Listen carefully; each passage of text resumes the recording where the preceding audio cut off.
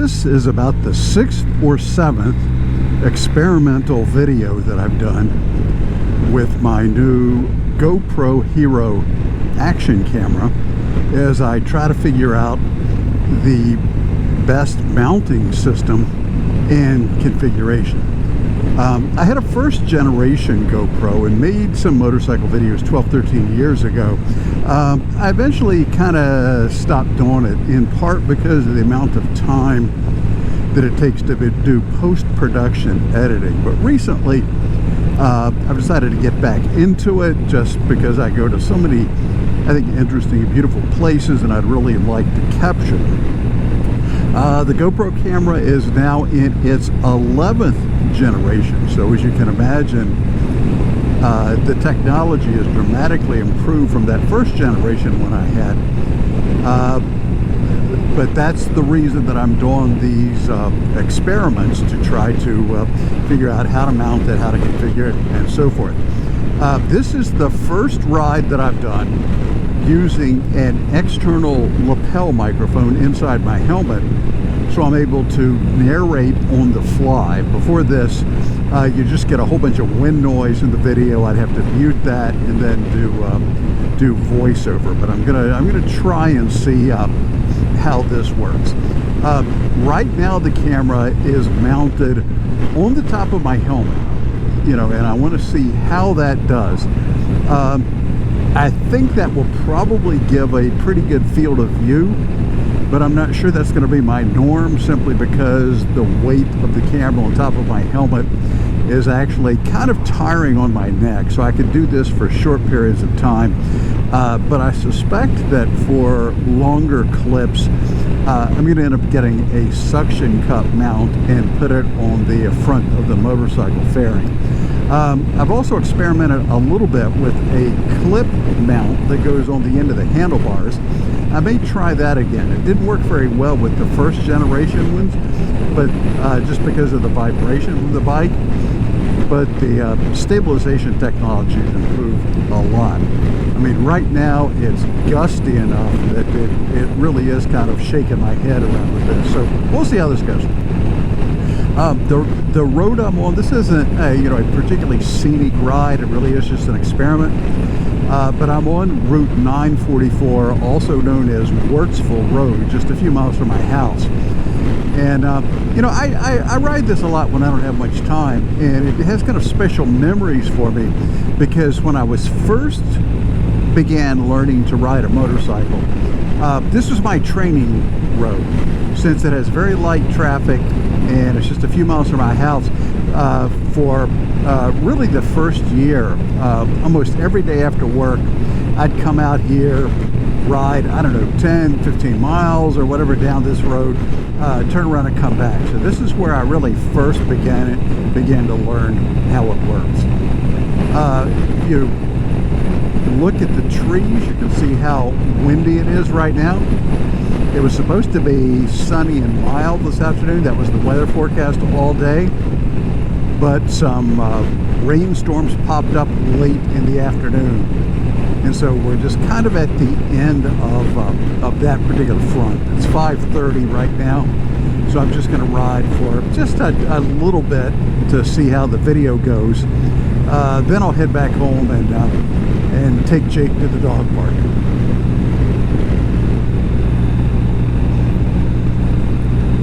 It is funny to remember back to those first few months of riding out here and just how nerve-wracking and frightening it was. I mean, some of these curves, I'd slow down to 20, 25 miles an hour.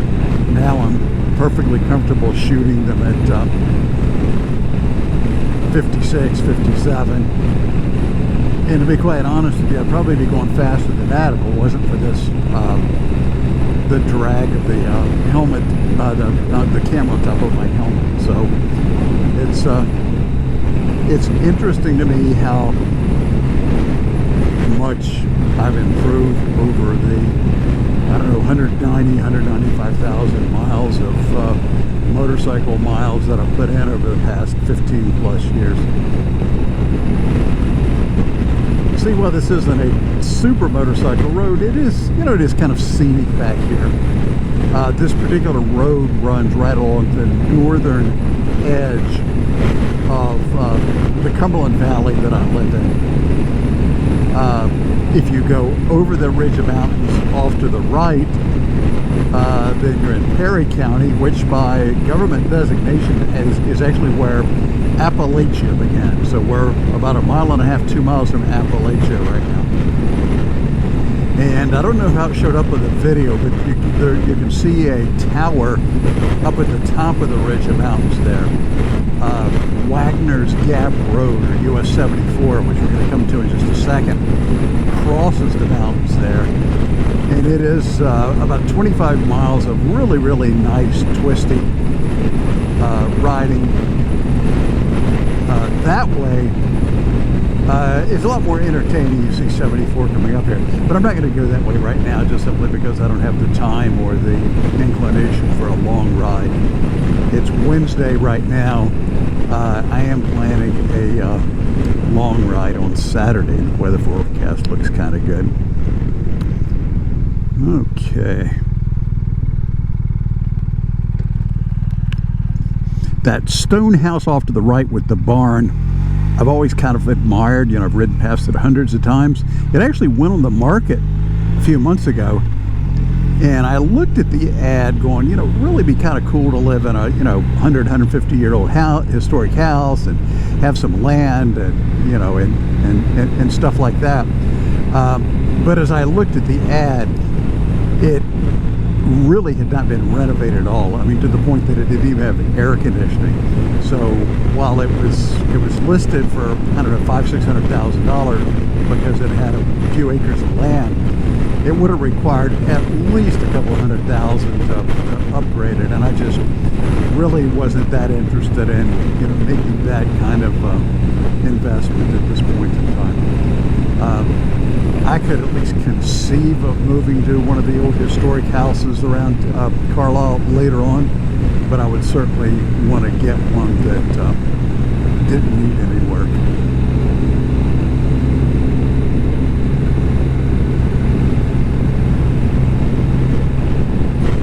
You can see just how empty this road is. Like I said, it's 5:30 now, so this would be like evening rush hour on Wardsville Road.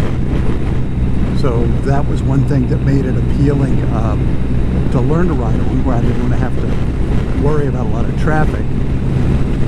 And going back a couple of decades, I even used to occasionally bicycle out here, just again because of the road traffic.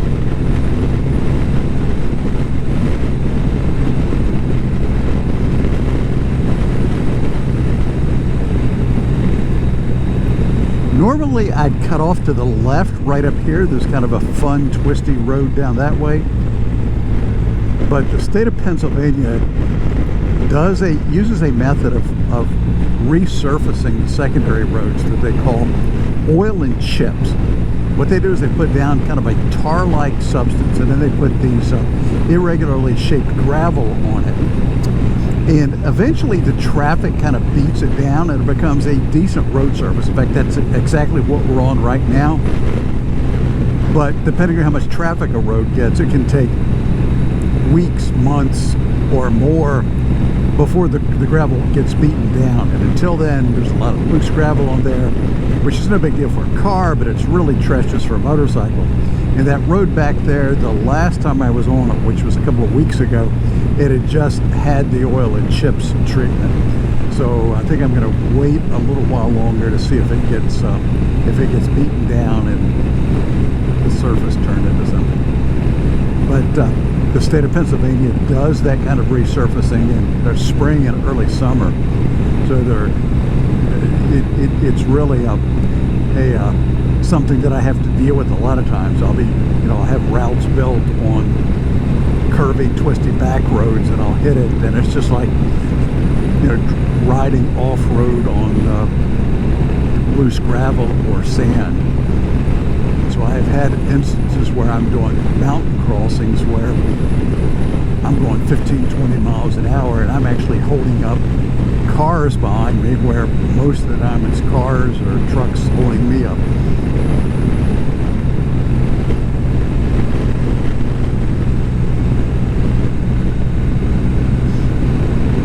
take a look for the next place to kind of turn to the left and head back home to see if I did any better in terms of getting the camera mounted correctly.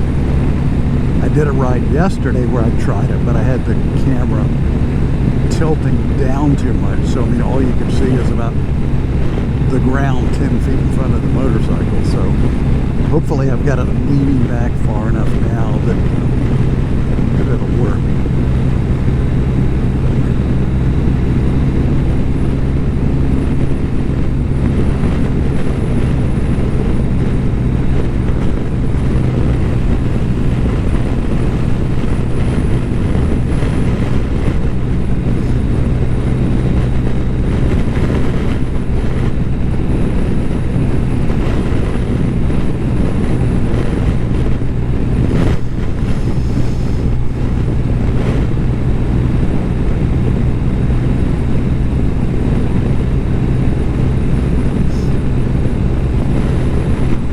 This particular road, behind me actually goes down to the town of Enola, which is on the Susquehanna. It's sort of part of the Harrisburg metropolitan area. If you go straight ahead, it eventually goes through a town called Blowserville and then ends. And the last mile of this road, which I'm not going to get to today, actually is kind of fun on a motorcycle. There's some neat little tight turns and things like that, but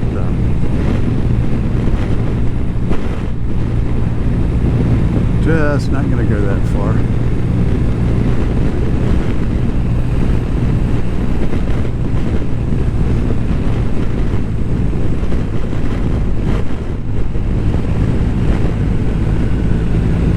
Hey, a little bit of sunlight. Yay.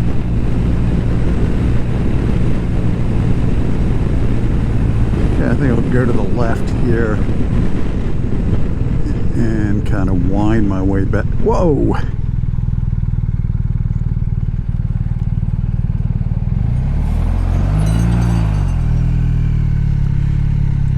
I could probably make that left turn another 50 times this evening and there wouldn't be a car coming or a truck. In that case, coming the other direction, but I'm glad I saw that one since he was coming around a curve.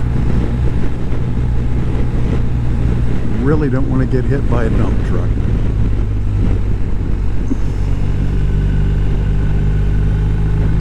I'm not sure exactly where this road goes, but I kind of know this area so well that, you know, eventually I'll pop out somewhere and know exactly where I am.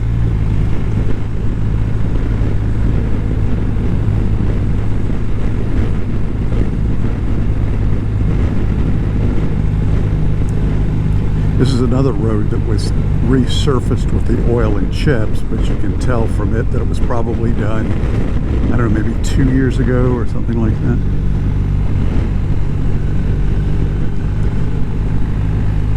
The major roads the states will finish with, you know, asphalt or concrete, but they this oil and chips is a cheaper way to do it, so they use it on the really secondary back roads.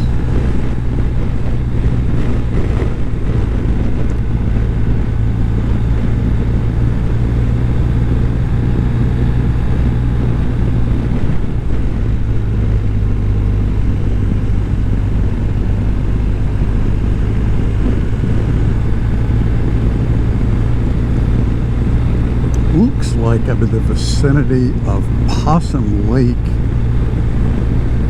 State Park, which is a place I used to come and practice at parking lot when I was first learning to ride. And I actually brought Peyton out here fishing once or twice, although we didn't, the fishing was not very good. I think the lake is just big enough that you really need some kind of small boat. We were trying to fish from a dock and there was just a lot of algae in it. And we're going, well, this road is doing some unexpected things. Okay, we're crossing the Connedaguinet Creek here.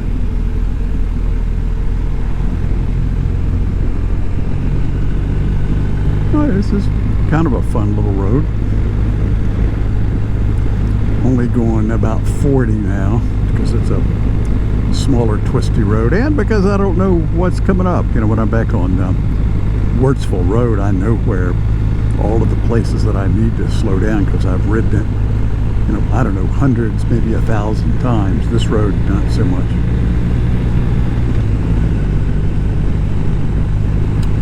Cornfields off to the left there.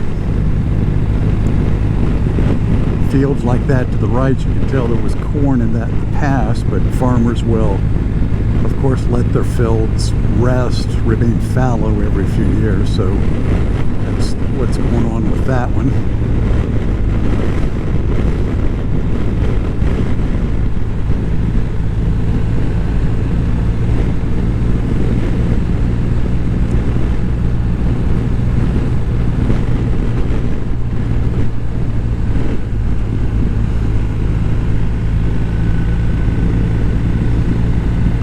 Got a place where you have to really watch out for deer.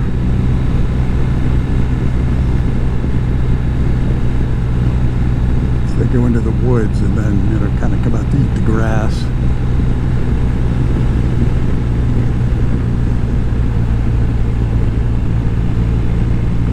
I particularly worry about the next to these cornfields in the fall when the corn's really high. I mean, the corn can be, you know, 6-7 feet tall, and the deer will be in those fields and they can just pop out without you like having any warning.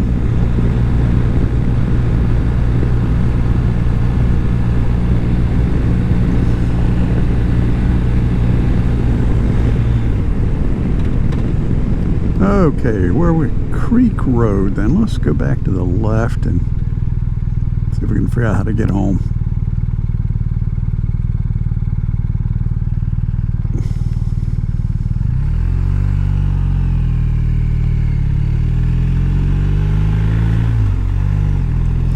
The field on the right is growing hay.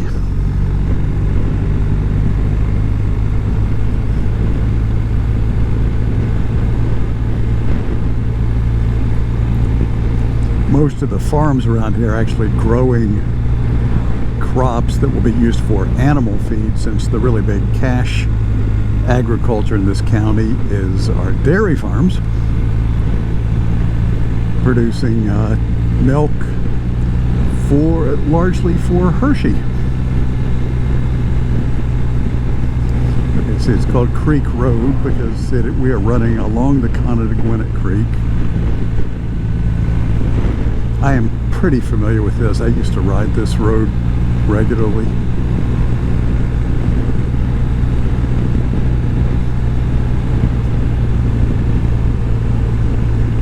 It's like a 150-year-old mill there on the left that's been a historic mill that's been restored.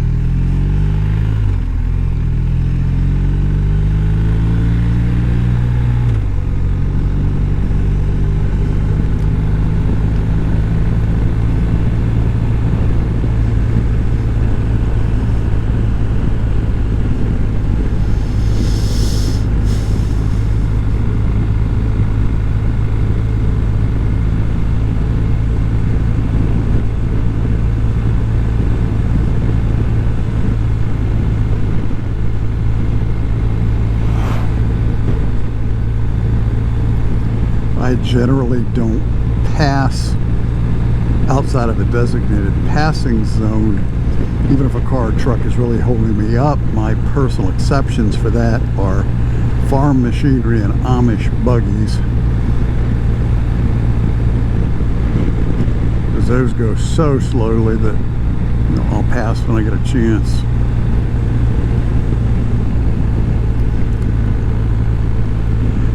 It's 65 degrees right now, and it's June, I don't know, 14th, 15th, something like that, so almost summer. But it's been very mild so far. I think I don't know if we've even hit the 90s so far this year. We've had a few days in the upper 80s.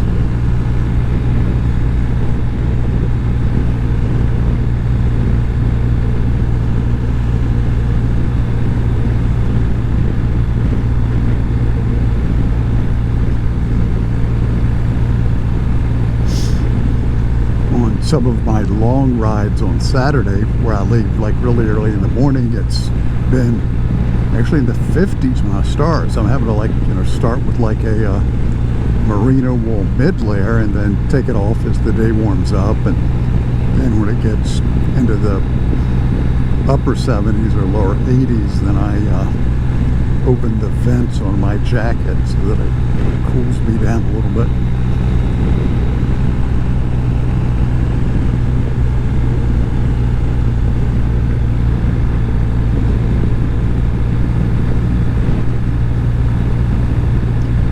I think the next stop sign I hit, I'll go ahead and turn the camera off and end this video, and then I'll have to go home and offload the video to my computer and find out whether I finally cracked the code on the right settings or not.